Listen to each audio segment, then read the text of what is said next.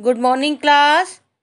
बेटा आज हम लोग हिंदी साहित्य का पाठ 17 मीराबाई पढ़ने जा रहे हैं। बच्चों, मध्यकाल में भक्ति आंदोलन अपने पूरे उफान पर था। मीराबाई ने उस आंदोलन में अग्रणी भूमिका निभाई थी। इस अभिलेख में या इस पाठ में उनके जीवन के विविध पहलू व उनकी भक्ति भावना को समाहित किया गया है। मीराबाई की कृष्ण भक्ति और अपने आराध्य के प्रति संपूर्ण समर्पण हमारे लिए प्रेरणा का स्रोत है। तो बच्चों, हम शुरू करते हैं इस पाठ को। मेवाड़ के जागीरदार रतन जी के घर एक साधु महाराज आकर ठहरे। उनके पास श्री कृष्ण की एक सुंदर मूर्ति थी।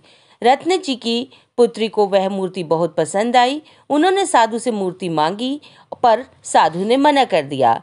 वह नन्ही सी बची मूर्ति पाने के लिए हटकर बैठी और खाना पीना छोड़ दिया। रात को साधु स्वप्न दिखा कि यह मूर्ति बालिका को दे दो। आखिरकार विवश होकर साधु ने वह मूर्ति उस बच्ची को दे दी।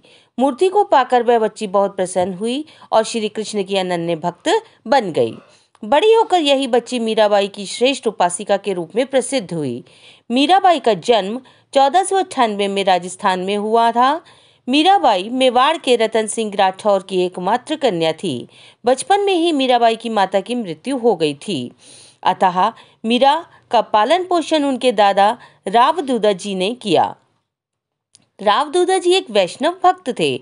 उनका अधिकांश समय भगवान की उपासना में बीतता था।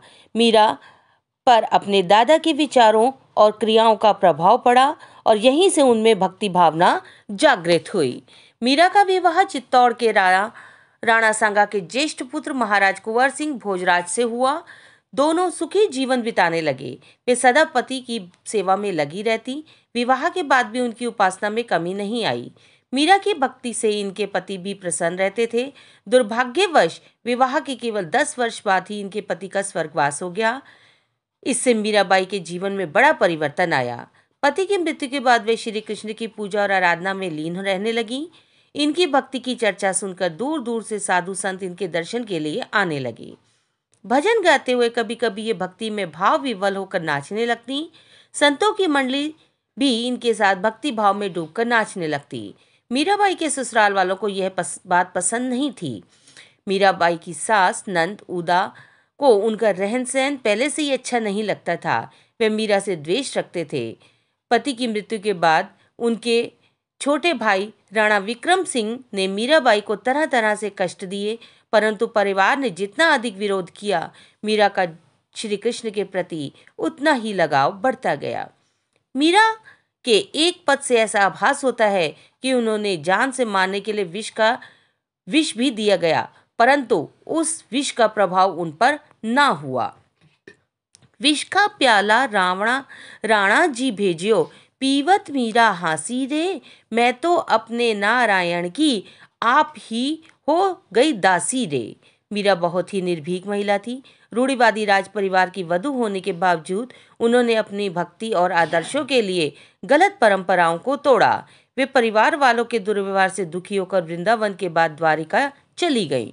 उन्होंने जीवन भक्तों की भांति व्यतीत किया। उनके द्वारिका पहुंचने पर पूरी द्वारका की नगरी भक्ति संगीत से सराबोर हो गई। जब मीराबाई श्री कृष्ण के प्रेम में तल्लीन होकर अपनी रचनाएं गाती तो संपूर्ण नगरवासी उनके साथ मग्न होकर नाचने गाने लगते। मीरा रोज द्वारिकाधीश के मंदिर में जाकर दर्शन करती। अपने गिरधर गोपाल के प्रति मीरा का प्रेम व भक्ति दिनों दिन बढ़ती गई। अपने जीवन के अंतिम समय तक वे द्वारिका में ही रहीं। यही उनका देहावसान हुआ। हेरी मैं तो प्रेम दीवानी, मेरो दर्द न जाने कोई, सूली ऊपर सेज हमारी, सावण किस विध होए, मगन मंडल पर सेज पिया की, किस विध मिलना होए। मीरा में अभूतपूर्व काव्य क्षमता थी। उनकी रचनाओं में ब्रज भाषा, राजस्थानी, गुजराती भाषा के शब्द मिलते हैं। वस्तुतः उन्होंने काव्य रचना करने के उद्देश्य से यह पद नहीं लिखे, बल्कि अपने मन के भावों को सीधे सरल शब्दों में व्यक्त किया है।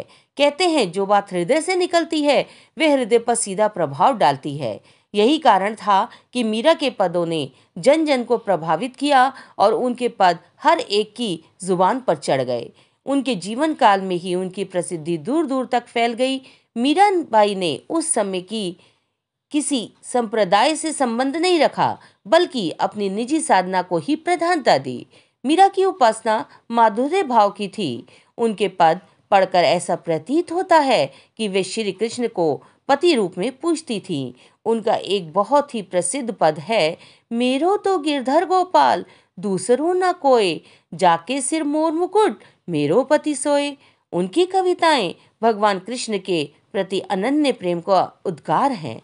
मीरा ने उच्च कोटि की भक्ति भावना से केवल अपना ही कल्याण नहीं किया, बल्कि समाज, साहित्य और देश का भी कल्याण किया। उन्होंने संपूर्ण समाज को गौरवान्वित किया। उनके पद हिंदी साहित्य की अमूल्य निधि हैं। तो बच्चों, हमने इस पाठ को समझा और पढ़ा।